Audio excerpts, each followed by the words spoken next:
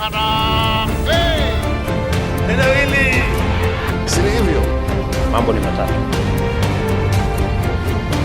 Rigathi Gachagua today addressed the nation. Dear great people of Kenya, just like the millions of you, I'm shocked by the 350-page decision of the three-judge bench of the High Court of Kenya, pronouncing itself and holding that my right to fair hearing under Article 50 of the Constitution was violated, and then ironically purporting to uphold the impeachment. And from that address to the nation, one thing is very clear. Rigathi Gachagua is on a mission of making William Ruto one-term president. I'll mobilize 10 million voters to take him home. And I also want to confirm to him and his supporters, much as they despise me, I made him president with my supporters. I and my supporters can make another Kenyan president. That they must know. And do you think Rigathi Gachagua can actually make William Ruto one-term president? If you're to ask me, he can do that if he will be able to deliver a single presidential candidate to face William Ruto in 2027. And firmly state to the people of Kenya that I remain committed to work with my colleagues in the United Alternative Government towards the cause of a single presidential flag bearer. I remain hopeful that I will be that candidate for the election of the presidency. I have the capacity and the muscle, I have the infrastructure and the presidential experience, I have the necessary networks and great mobilization capacity, numbers behind me, and a very good strategy for the presidential campaign.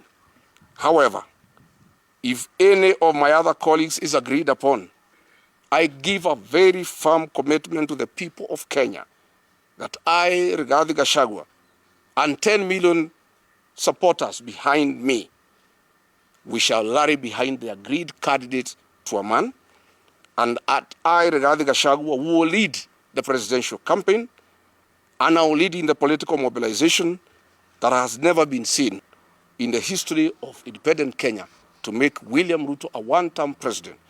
In this video, I want to reveal to you guys Rigathi Gachagua's strategies, which is laying with the aim of making sure that William Ruto is going to be a one-term president. Remember, Rigathi Gachagua is impeached. Rigathi Gachagua might not be eligible to run. And therefore, Rigathi Gachagua has nothing to lose.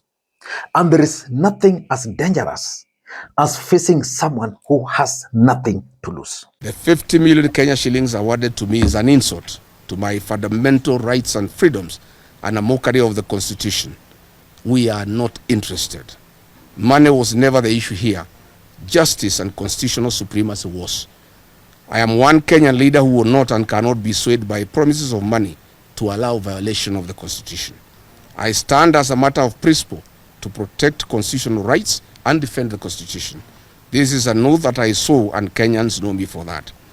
If I was interested in money, Mr. William Ruto had offered me 2 billion Kenya shillings in an effort to entice me avoid impeachment and choose resignation.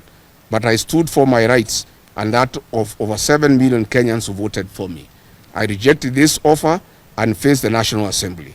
This is in public domain.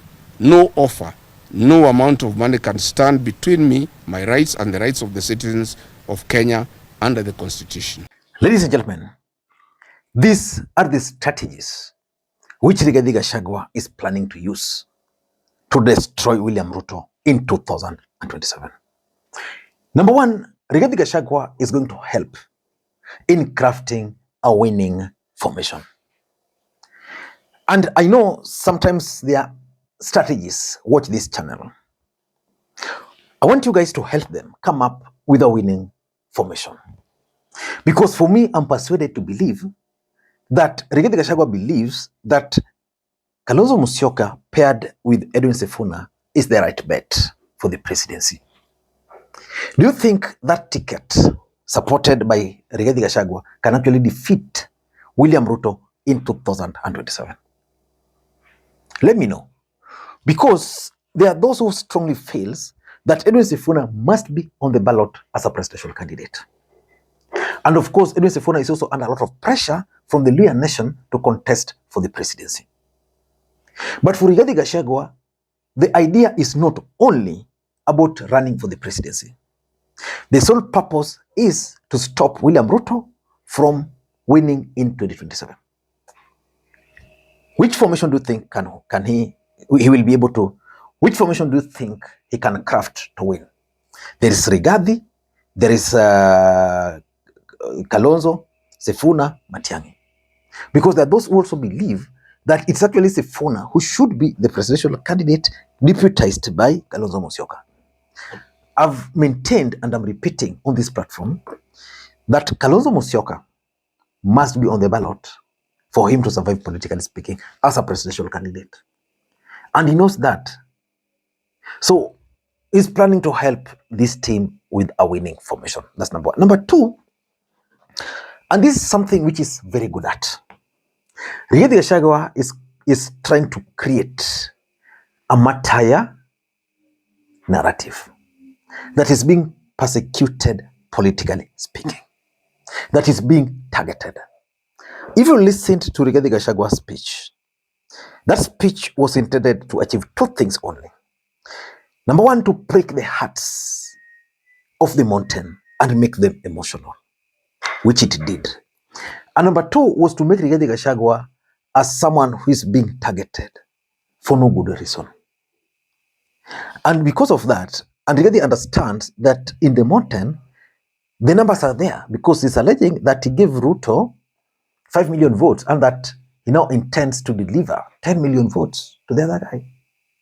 So he wants to create that martyr narrative so that the people of the mountain will not listen to anything, will not listen to anybody if you are not talking the language of Rigathi Gachagua. Because remember, Rigathi Gachagua is impeached. He will not be eligible to run. So if he doesn't create this martyr narrative, we know Kenyans, they easily forget and they'll simply forget about him. William Ruto will come up with another strategy of now dealing with Rigathi Gachagua, who will not be a presidential candidate, and he can actually claim that he didn't play any part in the judiciary. So for me, it's a good strategy, it can work, but again, it will depend on other factors. Number three, Rigathi is actually planning to become a kingmaker. Another Raila sort of person. But for Raila, he used to be a presidential candidate, but he never became the president. For Rigathi, he wants to make the president, like Raila made Kibaki. Like he's claiming Ruto made Uhuru, the way he also made Ruto the president. He wants to become the kingmaker. And he wants to become the kingmaker by actively participating.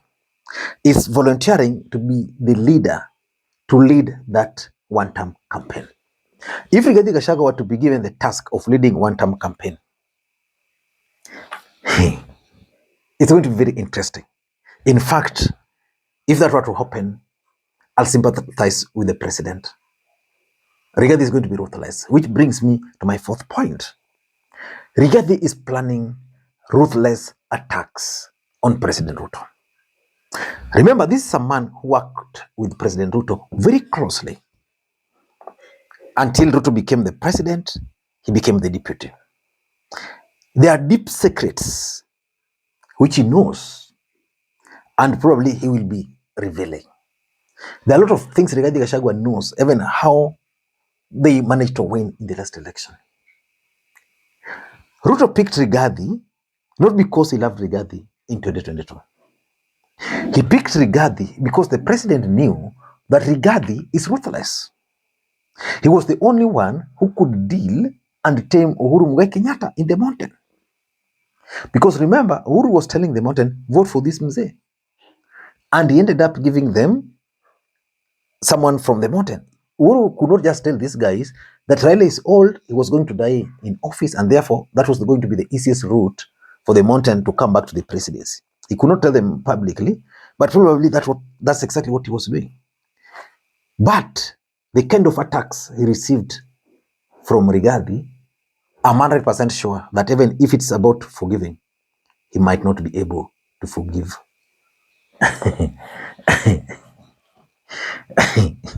Yeah, so he's planning ruthless attacks.